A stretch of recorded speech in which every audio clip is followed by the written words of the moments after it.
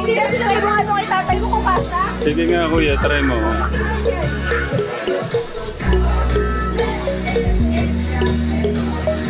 Ay, kasya.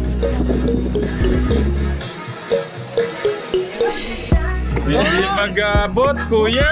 At hindi pumasok. Wala. Ayaw.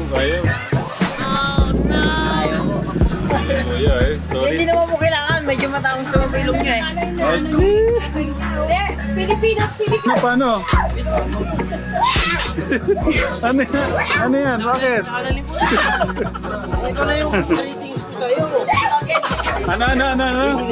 Ito yung greetings ko sa kanya to. Okay, sige na. Ituloy mo na doon.